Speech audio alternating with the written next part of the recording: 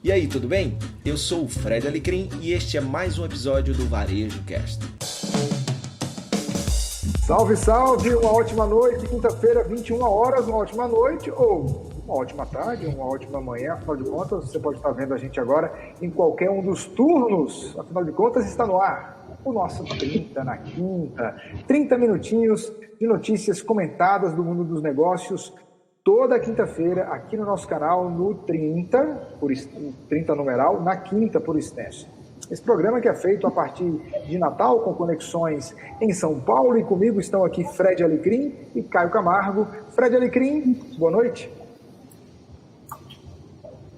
Boa noite, Luiz, boa noite, Caio, boa noite a todos e todas que nos veem e nos ouvem agora. Mais um 30 na quinta e muita notícia boa aí pra gente comentar. Caio Camargo, diretamente de São Paulo, boa noite, boa tarde, bom dia. Boa noite, boa tarde, bom dia, boa noite, Fred, boa noite, Luiz, como é que tá, cara, tudo bem?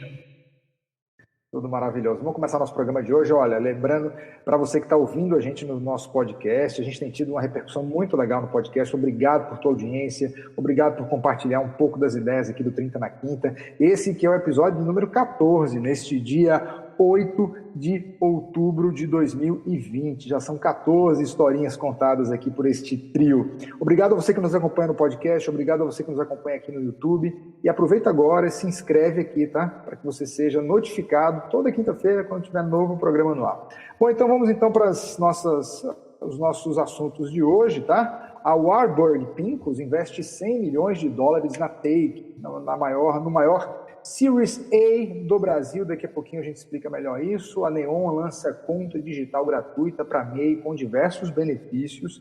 A Macy's investe no Compre Agora, Pague Depois.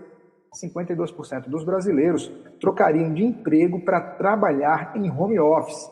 Além do destaque da semana, nós vamos hoje passear um pouco pelo seguinte destaque, meus amigos e minhas amigas que nos acompanham aqui, o Pix, que já foi notícia nesse programa em episódios atrás e que é talvez o grande assunto da semana, né? Mas enfim, vamos lá, Fredão, para o nosso primeira notícia que está publicada aqui no Brasil Journal. A Warburg Pincus investe 100 milhões de dólares na Take, a maior Series A do Brasil, uma empresa de tecnologia que ajuda companhias a conversar com os clientes no WhatsApp e redes sociais. Acaba de levantar 100 milhões com o Warburg Pincus, na maior aposta até agora de que o chamado Conversational Commerce é o futuro do varejo. Esta é a maior rodada Series A da história do Brasil e o primeiro aporte externo desde que a Take foi fundada em Belo Horizonte em 1999. O Warburg Pincus está comprando uma participação minoritária relevante. Bom, então vamos começar a comentar a notícia, na verdade, meio que um beabá aqui, né? Vamos explicar primeiro o que é o Conversational Commerce e eu queria também que vocês definissem o Series A para a gente contextualizar melhor a notícia. Eu começo com você, Caio Camargo. O Series A são as startups aí que elas já valem, né, mais de 10 milhões, acima de 10 milhões já considera investimentos de Series A, né? Ou seja, ela vale 10 e os caras vão investir 30, 40 nessa história para que ela cresça, né, e vá para outro nível nessa história toda. Conversational Commerce, né, é um dos termos novos ali que estão nascendo, está se propagando, mas de fato, até por todo o contexto que as empresas vivenciaram, né, é uma nova maneira de dialogar entre a marca e o consumidor, de fato estabelecendo uma conversa, por isso Conversational Commerce nesse sentido, e não há dúvidas aí que o WhatsApp foi a grande estrela dessa conversa toda entre marcas e consumidores no meio da pandemia e foi uma das grandes armas para as empresas aí utilizando nessa história. O que eu sei, o Fred tem bastante informação do pessoal, até porque tem parceria com uma empresa lá que está no Cubo junto com eles, vai colocar aqui para a gente depois, né? Mas a história do CRM do WhatsApp, né? Porque ele não tem poucas ferramentas hoje para se linkar o que se faz no WhatsApp, né? E integrar isso com uma base de dados que você possa gerenciar de alguma forma, teu time de vendas, teu time de colaboradores. Então, no meio do contexto que, de fato, o WhatsApp não só foi, como vai ser ainda uma das grandes ferramentas para se, de fato, criar conversas e pontes entre marcas e consumidores, faz todo sentido aí as empresas estarem de olho em empresas que ofereçam esse tipo de serviço. Ô Fred, o pessoal da Take está pertinho de vocês lá no Cubo, é isso? Isso, exatamente. E uma coisa muito bacana, né? Além de ter, né, a turma do Cubo aí crescendo, eu também achei bacana, se você, né, se dando uma olhada na notícia, e isso é muito importante para todo mundo que nos vê aí, tanto de carreira quanto de um empreendedor, que para chegar nesse modelo de negócio, eles mudaram 3 vezes, né? Então, eles começaram vendendo ringtones, né? Toques para celular. E aí eles foram comprados por uma empresa de fora, o mercado de ringtones, né, meio que desapareceu, eles recompraram a empresa, aí migraram para essa conversa via SMS. Depois, com o WhatsApp, perceberam o tamanho do WhatsApp que ia, né, acabar abocanhando aí a parcela do SMS e foram para o WhatsApp. Né? Olha como é importante, né? Você não estar apegado ao que você tem agora, e sim ao que você precisa construir para estar adaptado. E isso é muito bacana, isso vem muito desse mundo de startup, né? Essa questão da pivotagem, essa questão da velocidade nas mudanças de direção e do desapego ao que existe agora, né? Porque muitas vezes a gente precisa deixar para trás o que a gente construiu, tem orgulho, mas seguir em frente porque o mundo e o mercado estão indo em outra direção. Muito interessante essa linha do tempo aí para contextualizar a história da Take, né? Vamos então para o próximo assunto. Caio, você queria falar mais alguma coisa? Você falou resiliência, né? Aí o processo... Não, resiliência, né, cara? Para mim, eu acho que hoje é um dos ativos mais importantes num time, numa empresa, num grupo de colaboradores.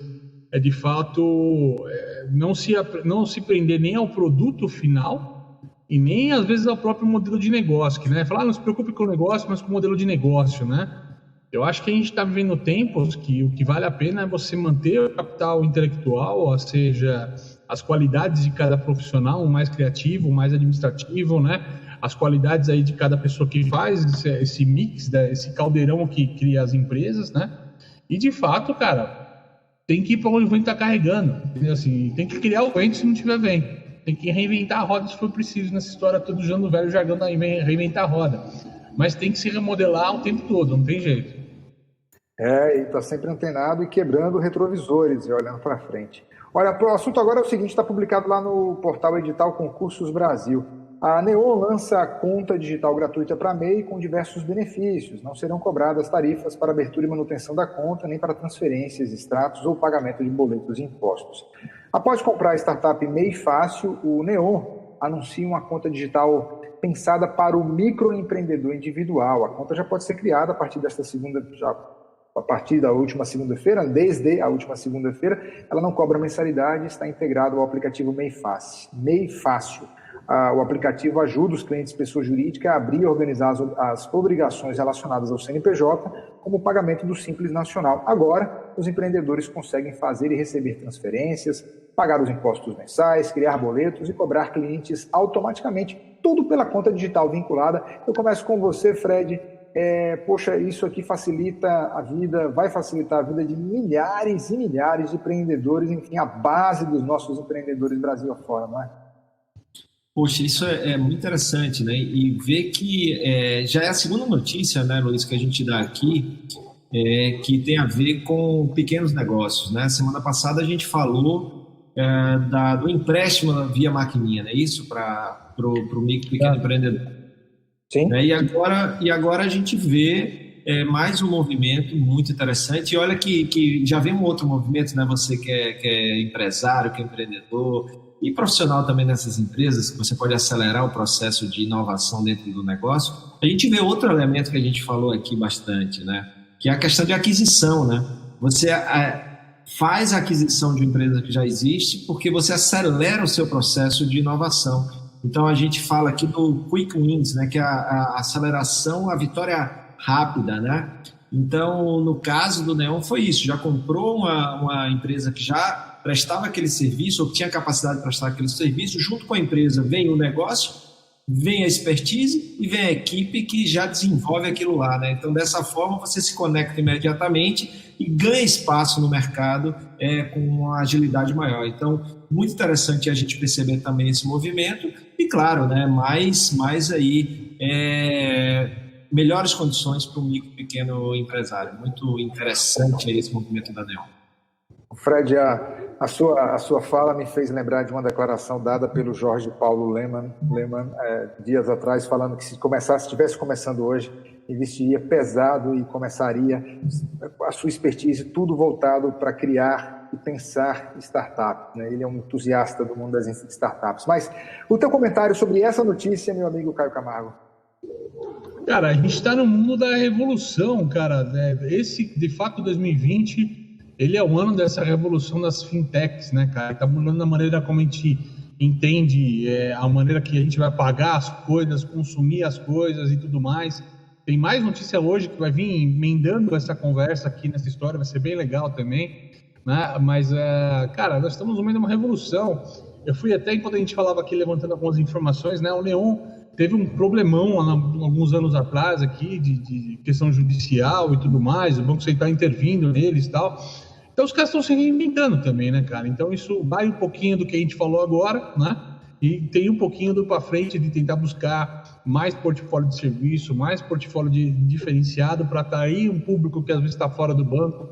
Eu acho que é um mercado que está em ebulição, cara. A gente vai ver muita coisa acontecer nesse mercado ainda nesse ano, até por conta do Pix, que a gente até está falando que começa essa semana aqui nessa história do Pix, né?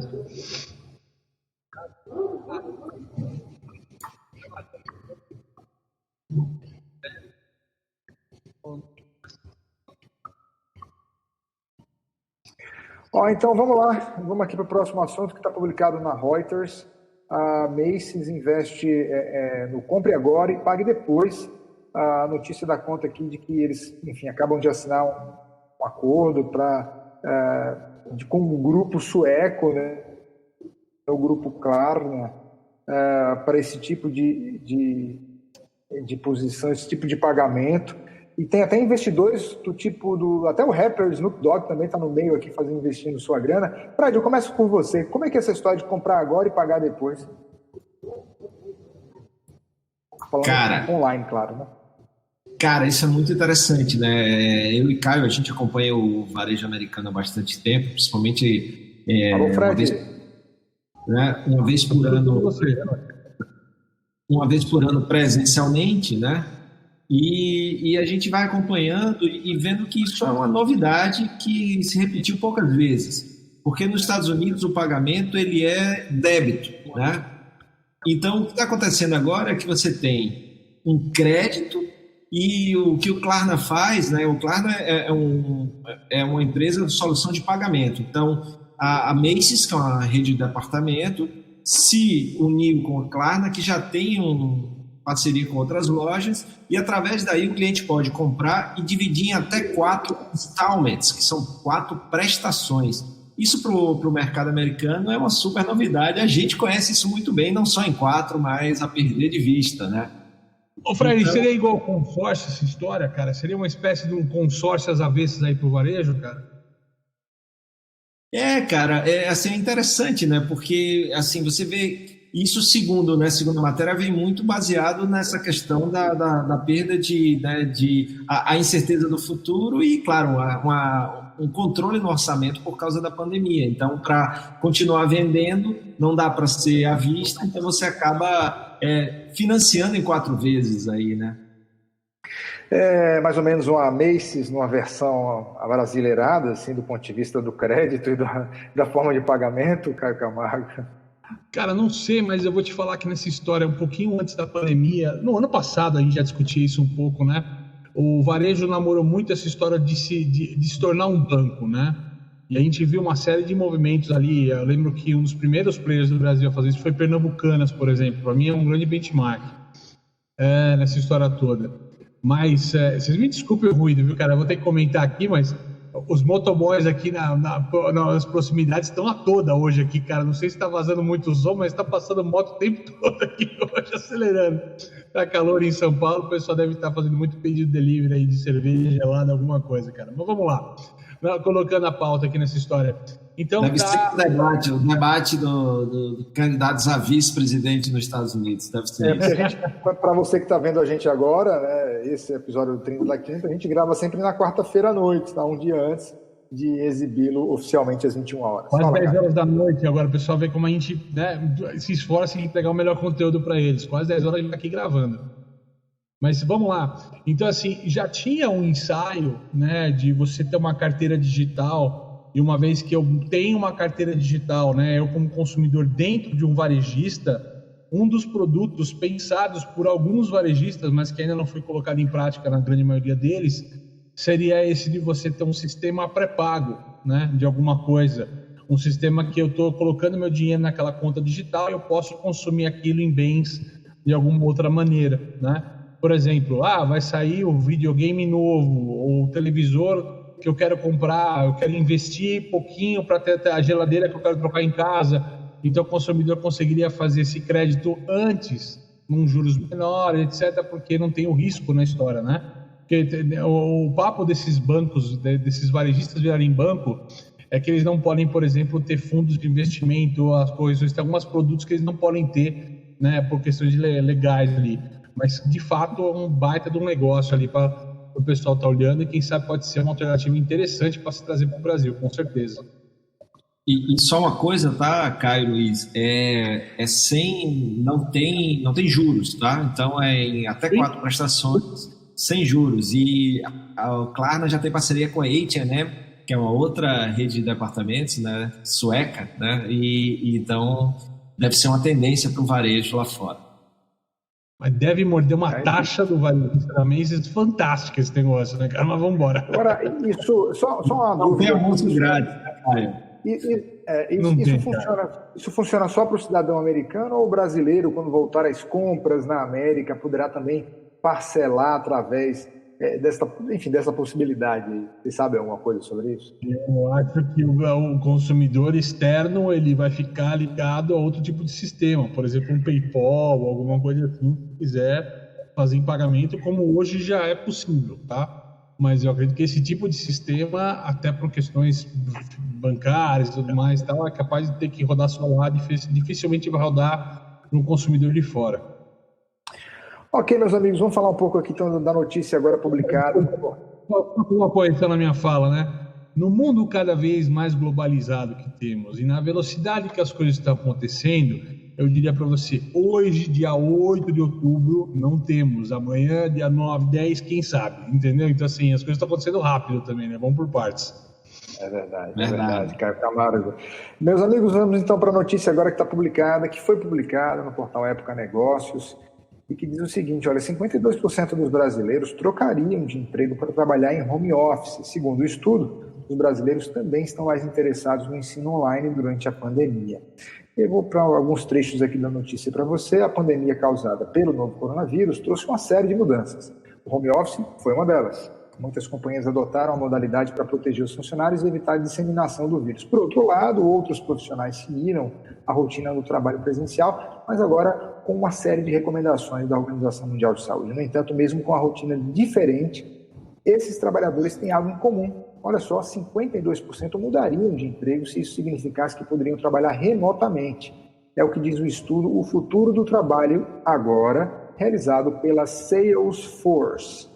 A pesquisa também apontou que 71% acreditam que o home office é viável apenas para uma parcela da população, mas 57% dos que trabalham de forma presencial afirmaram que suas funções poderiam ser desempenhadas remotamente. Embora exista interesse no teletrabalho, segundo o estudo, existem alguns empecilhos, como a disponibilidade de tecnologia por parte das empresas. Eu começo com você, Caio. Isso tem sido um assunto recorrente aqui no 30 na Quinta, desde a sua origem, né? Afinal de contas, nós fazemos remotamente esse programa online de maneira extremamente objetiva.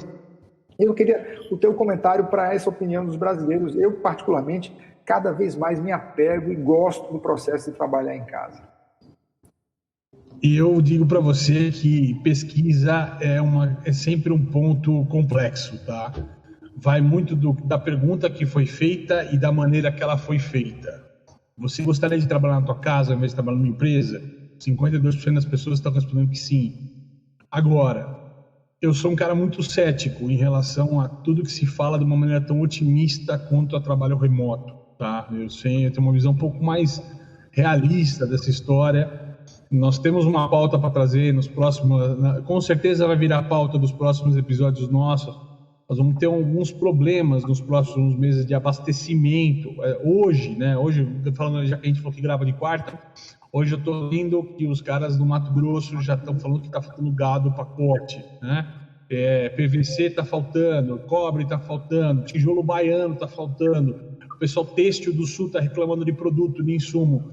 Nós vamos ter alguns problemas, alguns gaps que vão chegar e vão atrapalhar o resultado de muita empresa no final do ano, entendeu? As pessoas que estão vendendo, entregando, produzindo, né? Essas coisas, essas questões de você não atingir os resultados vão pressionar muito as empresas e muito esse modelo de trabalho remoto, entendendo que, infelizmente, nós temos mais chefes do que líderes no mercado, né? Então, quando faltar o resultado, o chefe vai querer o funcionário embaixo da asa.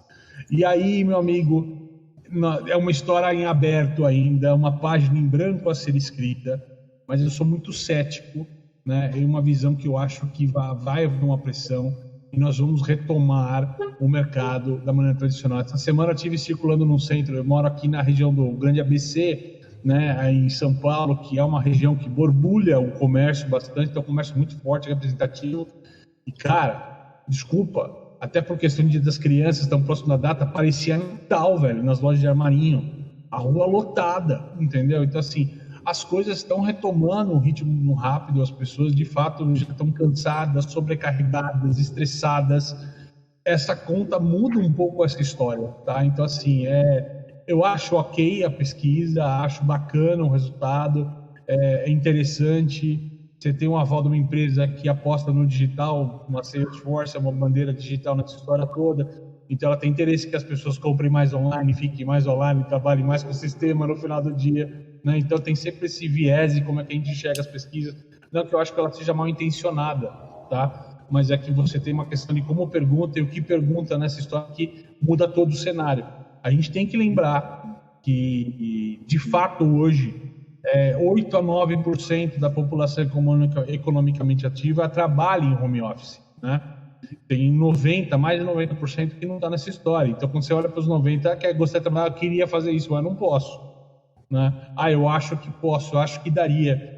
Então, assim, são questões ainda muito abertas. Eu diria para a gente que a gente está vivendo um grande gerúndio nessa história toda, né? Aprendendo, entendendo, né? Buscando. Então é difícil você cravar que vai mudar, cravar que vai alterar tudo, cravar que vai ser muito diferente.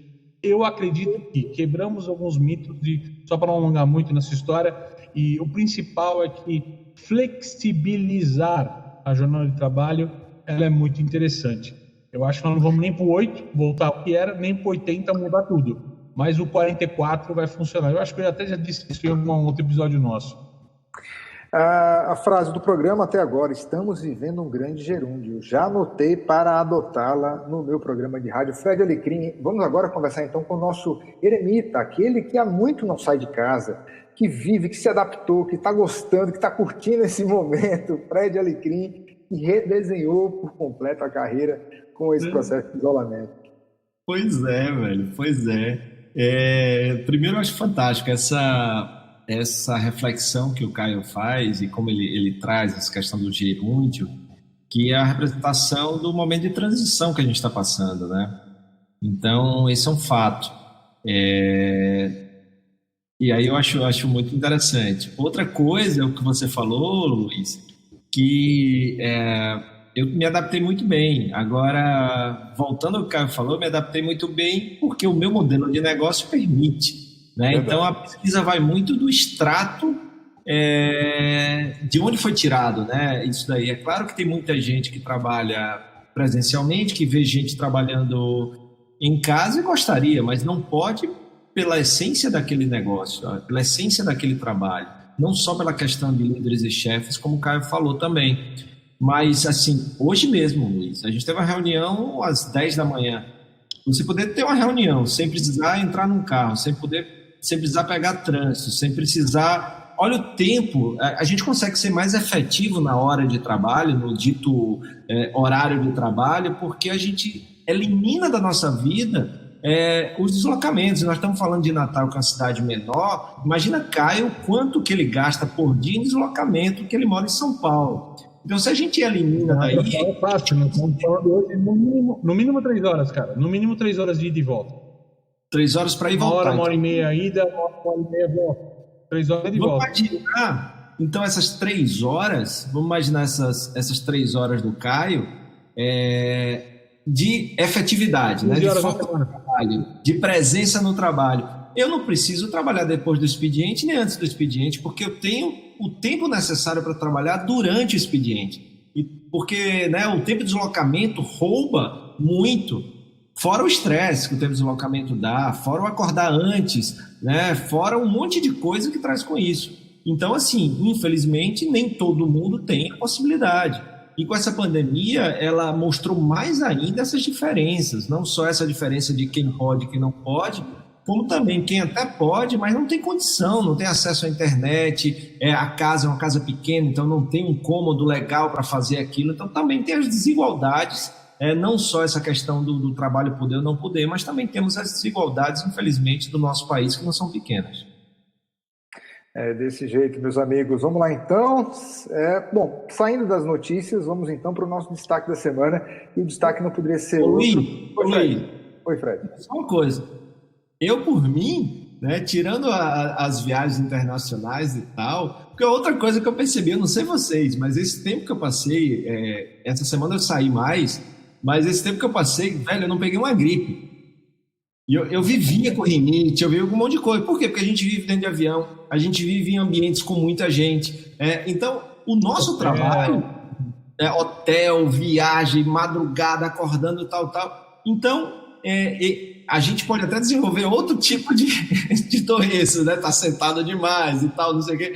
Mas, velho, daquela lá, então ainda tem isso também, né? Então, eu sou apaixonado, embora sei que nem sempre é possível para todo mundo. Eu queria só ressaltar... Antes da gente ir para o destaque, eu vou falar só uma coisa, confessando para os nossos ouvintes aqui uma questão pessoal. Com a escola funcionando, o home office vai ser maravilhoso, cara. Porque sem escola, cara, o home office é um problemão para quem tem filho pequeno, cara. Mas assim, é legal conviver com a família, é bacana, mas é uma questão que atrapalha o foco, a produtividade, assim. Mesmo que você tenta balancear, cara, todo dia bater certinho é muito difícil, cara. A criançada precisa de outro ambiente, precisa da escola, precisa da fronteira, é um pouco complexo isso. E já que você falou sobre esse assunto, a notícia fala sobre a questão da busca pelos cursos online. O Conselho Nacional de Educação, de ontem para hoje, decidiu que os cursos online, que a forma híbrida de estudo, ela pode seguir até o final de 2021. Né? Ela pode, não é que vai ser, ela pode. O Conselho Nacional ele é como se fosse um farol, né? Ele dá alguns indicativos. Então, em termos de educação, Caio, as coisas ainda estão muito incertas. Mas, rapidinho, nosso programa está acabando, falta só 2 minutinhos. A gente já falou sobre o Pix aqui, a gente já anteviu meses atrás. Vai falar da Livap? Não? Eu cortei a Livap porque eu queria falar do destaque da semana, que é o Pix. Me parece que o brasileiro, de fato, comprou a ideia. Eu estou animado porque eu quero poder transferir, quero poder fazer as minhas coisas no fim de semana às vezes a gente deixa de pagar algo ali por besteira, TED, DOC, enfim, quem quer começar falando, até se puder rapidamente contextualizar, dizer de fato o que é. Caio Camargo, o Pix. Não, o Pix vai mudar a maneira como a gente transfere dinheiro, tá? Uma maneira muito mais interessante, tudo mais. Vamos explicar para o Bolsonaro, né? Como funciona, sem falar em política, que ele falou que ele não sabia nada a respeito, né, cara? Foi até assunto que ele manda. Vou usar a frase dele. Ele falou, não tô sabendo nada. Ele falou, como não tá sabendo nada, né, cara? Mas vamos lá. Não, obviamente é uma maneira super interessante que vai potencializar uma série de questões de pagamento digital. Pode trazer uma galera que está fora dessa questão da bancarização, do pagamento digital, para dentro dessa conversa. Isso vai, assim, né, vai possibilitar que as pessoas troquem dinheiro digital de uma maneira muito rápida, façam uma transferência para você de uma maneira muito rápida.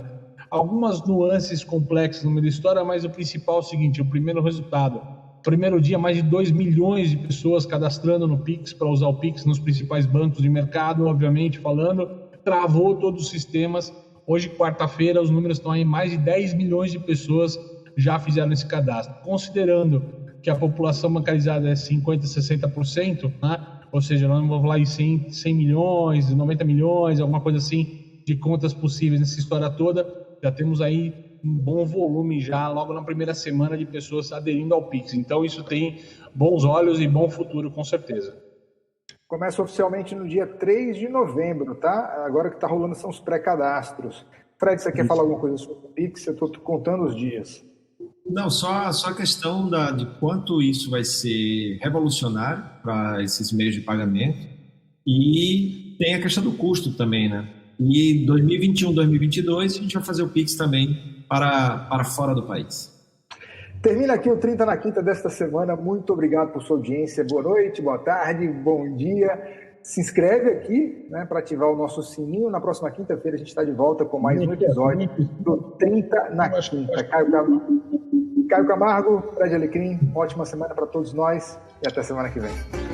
Valeu, gente. Tchau, tchau. Muito obrigado pela sua companhia em mais um episódio do Varejo Cast e até a próxima.